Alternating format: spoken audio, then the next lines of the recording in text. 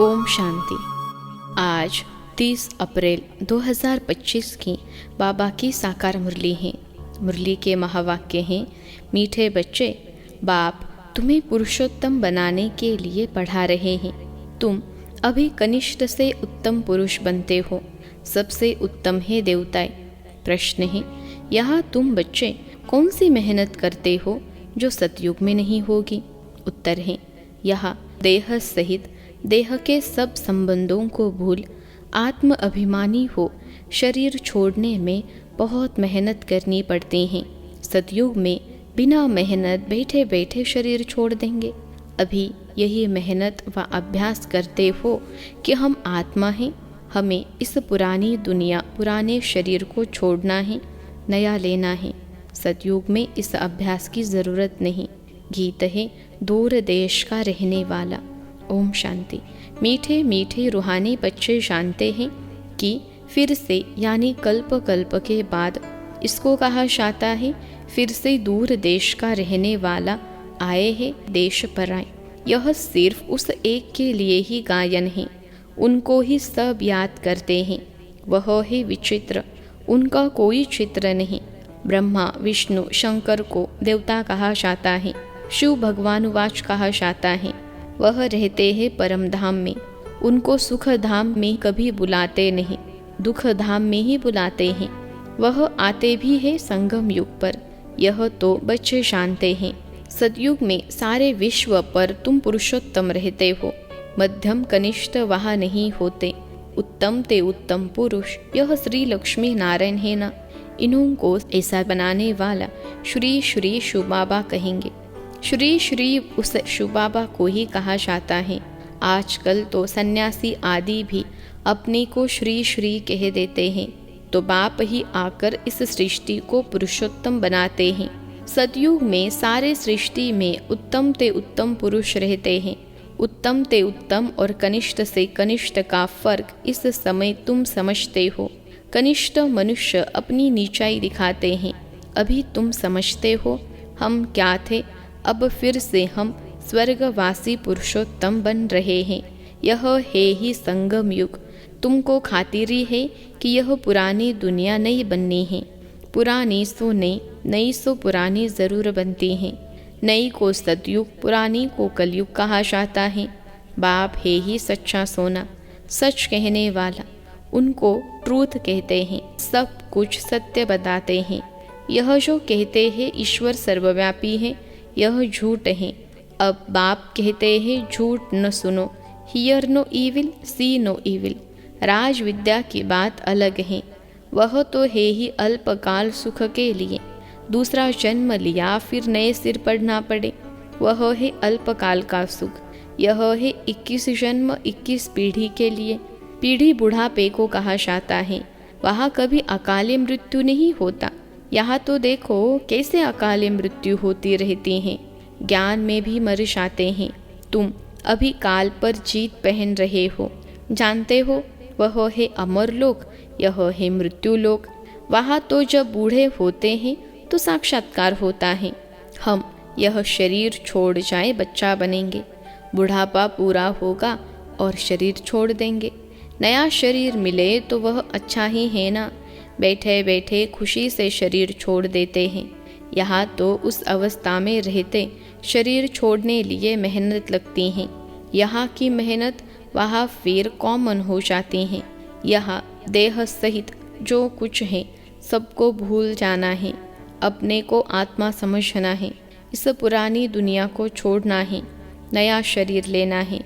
आत्मा सतो प्रधान थी तो सुंदर शरीर मिला।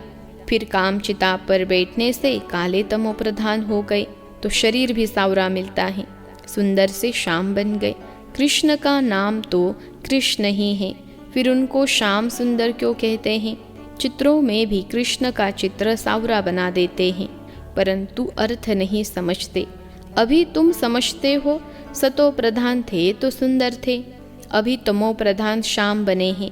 सतो प्रधान को पुरुषोत्तम कहेंगे, तमो प्रधान को कनिष्ठ कहेंगे। बाप तो एवर प्योर हैं, वह आते ही है हसीन बनाने। मुसाफिर है ना, कल्प कल्प आते हैं। नहीं तो पुरानी दुनिया को नया कौन बनाएंगे। यह तो पतीची छी दुनिया है। इन बातों को दुनिया में कोई नहीं जानते। अब तुम जानते हो, बाप हमको पुरुषोत्तम बनाने लिए पढ़ा रहे हैं। फिर से देवता बनने लिए हम सो ब्राह्मण बने हैं। तुम हो संगम युगी ब्राह्मण। दुनिया यह नहीं जानती कि अब संगम युग है।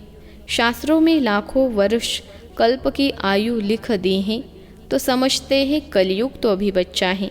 अभी तुम दिल में समझते हो हम यहाँ आए हैं उत्तम ते उत्तम, कलयुगी पतित से सतयुगी पावन, मनुष्य से देवता बनने लिए।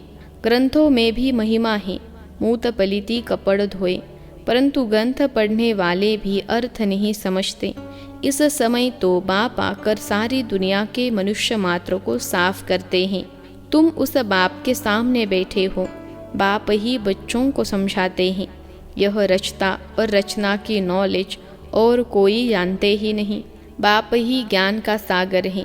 वह सत है, चैतन्य है, अमर है, पुनर्जन्म रहित है, शांति का सागर, सुख का सागर, पवित्रता का सागर है। उनको ही बुलाते हैं कि आकर यह वर्षा दो। तुमको अभी बाप 21 जन्मों के लिए वर्षा दे रहे हैं। यह है अविनाशी पढ़ाई।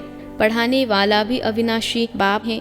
आधा कल्प तुम राज्य पाते हो, फिर रावण राज्य होता है। आधा कल्प है राम राज्य, आधा कल्प है रावण राज्य। प्राणों से प्यारा एक बाप ही है, क्योंकि वही तुम बच्चों को सब दुखों से छुड़ाए अपार सुख में ले जाते हैं। तुम निश्चय से कहते हो वह हमारा प्राणों से प्यारा पारलौकिक बाप है। प्राण आत्मा को कहा जाता है। सब मनुष्य मात्र उनको याद करते हैं, क्योंकि आधा कल्प के लिए दुख से छुड़ाए शांति और सुख देने वाला बाप ही है। तो प्राणों से प्यारा हुआ ना। तुम जानते हो सतयुग में हम सदा सुखी रहते हैं, बाकी सब शांति धाम में चले जाएंगे। फिर रावण राज्य में दुख शुरू होता है। दुख और सुख का खेल है। मनुष्य समझते हैं यहाँ ही अभी अभी सुख है, अभी अभी दुख है, परंतु नहीं। तुम जानते हो स्वर्ग अलग है, नरक अलग है। स्वर्ग की स्थापना बाप राम करते हैं, नरक की स्थापना रावण करते हैं, जिसको वर्ष वर्ष जलाते हैं। परंतु क्यों जलाते हैं, क्या चीज़ है, कुछ नहीं जानते। कितना खर्चा करते हैं, कितनी कहानियाँ बैठ सुनाते। राम की सीता भगवती को रावण ले गया। मनुष्य भी समझते हैं ऐसा हुआ होगा। अभी तुम सबका ऑक्यूपेशन जानते हो, यह तुम्हारी बुद्धि में नॉलेज है। सारे वर्ल्ड की हिस्ट्री ज्योग्राफी को कोई भी मनुष्य मात्र नहीं जानते होंगे, बाप ही जानते हैं। उनको वर्ल्ड का रचयिता भी नहीं कहेंगे, वर्ल्ड तो है ही। बाप सिर्फ आकर नॉलेज देते हैं कि यह चक्र कैसे फिरता है। भारत में इन लक्ष्मी नारायण का राज्य था, फिर क्या हुआ? देवताओं ने कोई से लड़ाई की क्या? कुछ भी नहीं। आधा कल्प बाद रावण राज्य शुरू होने से देवताएं वाम मार्ग में चले जाते हैं। बाकी ऐसे नहीं कि युद्ध में कोई ने हराया, लश्कर आदि की कोई बात नहीं। न लड़ाई से राज्य लेते हैं न गवाते हैं। यह तो योग में रहे पवित्र राज्य तुम स्थापन करते हो। बाकी हाथ में कोई चीज़ नहीं। यह है डबल अहिंसा। एक तो पवित्रता की अहिंसा, दूसरा तुम किसको दुख नहीं देते। सबसे कड़ी हिंसा है काम कटारी की, जो ही आदि मध्य अंत दुख देती हैं।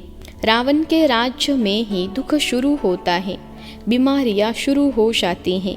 कितनी ढेर बीमारियां हैं, अनेक प्रकार की दवाइयां निकलती रहती हैं।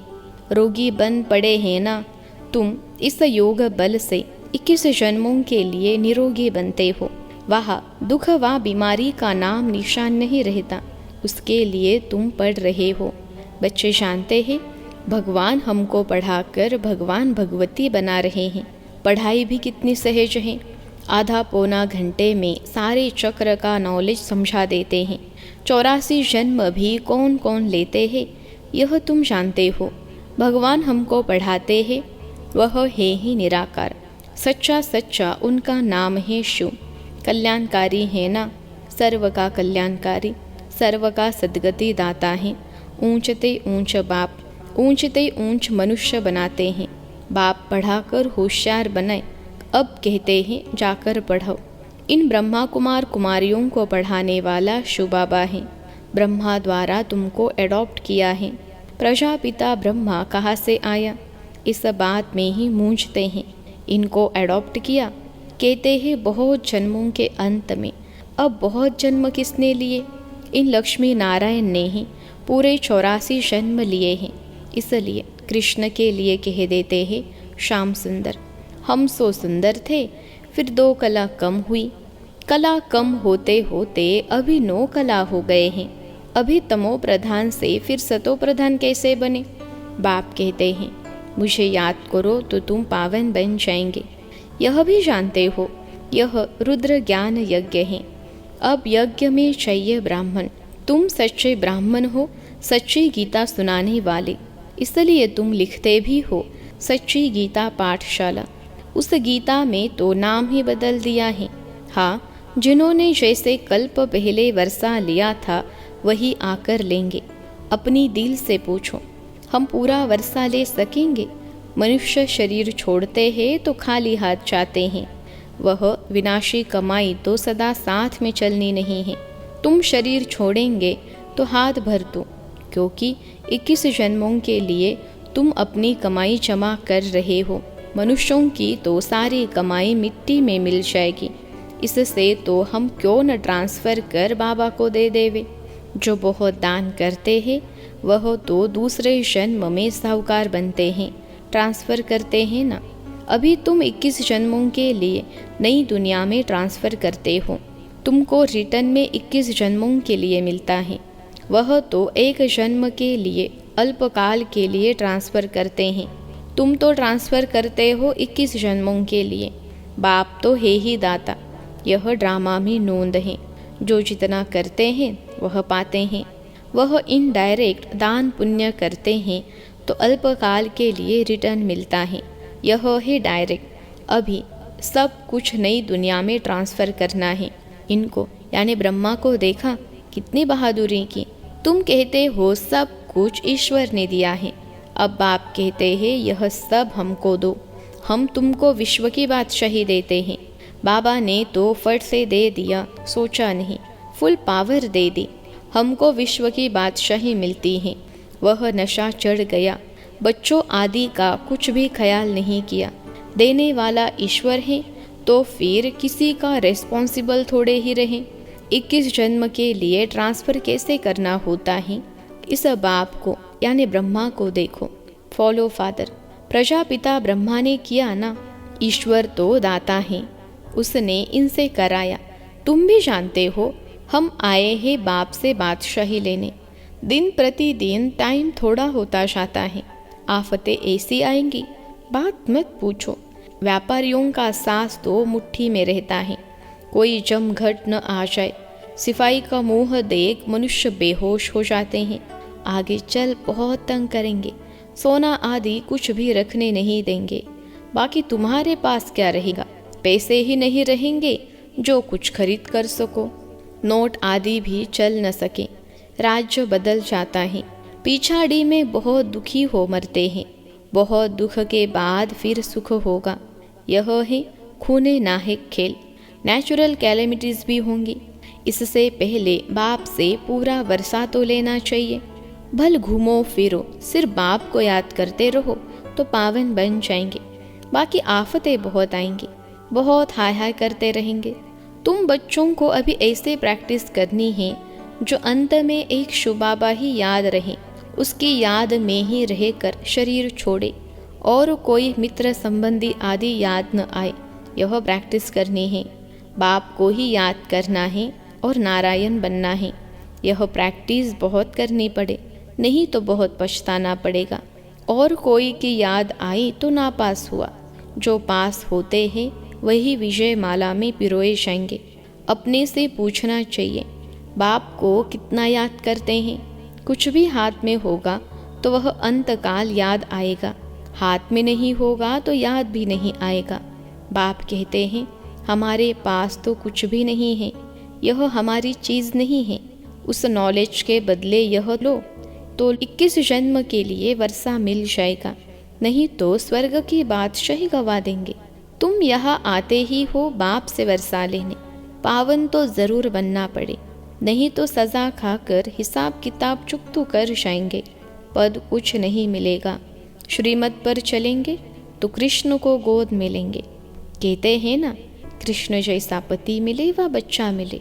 कोई तो अच्छी रीति समझते हैं, कोई तो फिर उल्टा सुल्टा बोल देते हैं। अच्छा, मीठे मीठे सिखिलते बच्चों प्रति माता पिता बाप दादा का याद प्यार और गुड मॉर्निंग। रूहानी बाप की रूहानी बच्चों को नमस्ते।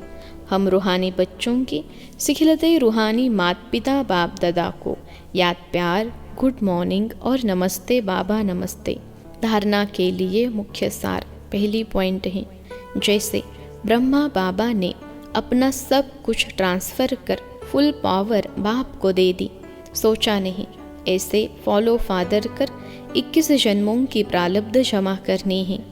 दूसरी पॉइंट है, प्रैक्टिस करनी है अंत काल में एक बाप के सिवाय और कोई भी चीज़ याद न आए। हमारा कुछ नहीं, सब बाबा का है, अल्फ और बे।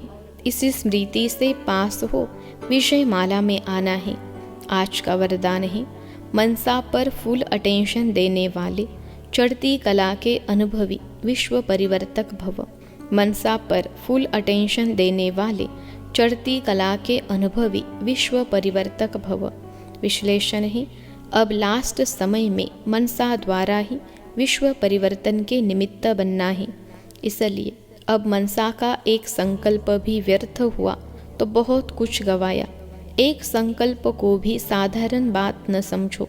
वर्तमान समय संकल्प की हलचल भी बड़ी हलचल गिनी जाती है, क्योंकि अब समय बदल गया, पुरुषार्थ की गति भी बदल गई, तो संकल्प में भी फुल स्टॉप चाहिए। जब मनसा पर इतना अटेंशन हो तब चढ़ती कला द्वारा विश्व परिवर्तक बन सकेंगे। आज का स्लोगन है, कर्म में योग का अनुभव होना, अर्थात कर्म योगी बनना। कर्म में योग का अनुभव होना अर्थात कर्म योगी बनना। अव्यक्त इशारे, कंबाइंड रूप की स्मृति से सदा विषयी बनो। आप और बाप इस कंबाइंड रूप का अनुभव करते सदा शुभ भावना, श्रेष्ठ कामना, श्रेष्ठ वाणी, श्रेष्ठ दृष्टि, श्रेष्ठ कर्म द्वारा विश्व कल्याणकारी स्वरूप का अनुभव करो, तो सेकेंड में सर्व समस्याओं का समाधान कर सकेंगे। सदा एक स्लोगन याद रखना, न समस्या बनेंगे न समस्या को देख डगमग होंगे, स्वयं भी समाधान स्वरूप रहेंगे और दूसरों को भी समाधान देंगे। यह स्मृति सफलता स्वरूप बना देगी।